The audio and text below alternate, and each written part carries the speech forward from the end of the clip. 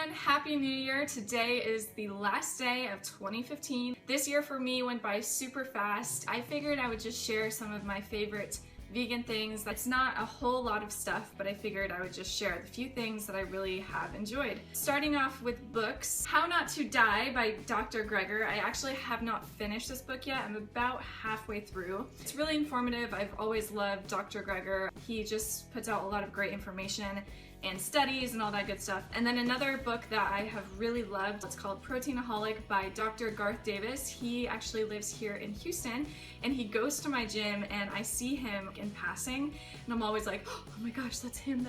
And I never say anything because he's always like going somewhere and he looks busy. I mean, he's a doctor, he's busy, right? Moving on to drinks, I have been obsessed with kombucha. This is Guava Goddess. I really also love the mango kinds, but it seems like they're always out. Another kombucha that I really have been liking is this Zevia. It tastes more like a soda, and this is my favorite kind. It's the root beer kind. This is more of like a treat from time to time because they are just stupidly expensive. Moving on to some food. For those of you who have been watching my videos, you're probably like, yes, Katie, we know you love dried mango, but it's just so good. It's like a healthy snack. You can find it sometimes in the bulk section of your grocery store, but also at Trader Joe's. They sell dried mango. It's called Just Mango.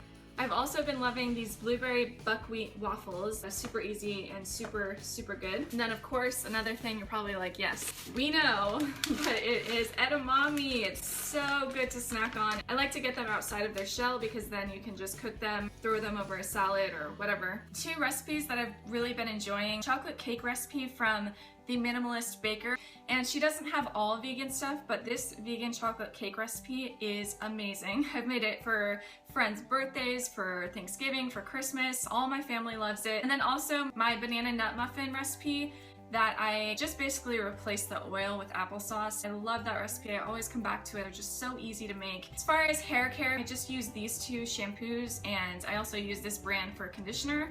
They don't test on animals. This is the Alba Botanica. This is in Colorific Plumeria, and I don't color my hair, but I love this scent. It smells really good. They're both a little bit pricier than your average shampoo. You know, you can get shampoo for like $1, or you can make your own shampoo. I just really find that for my hair, I have a lot of hair and I have thick hair, that these two work very well, and they're also cruelty free. For makeup, I have done a little silly makeup video. I don't know much about makeup. These are some of my favorite foundations of this year.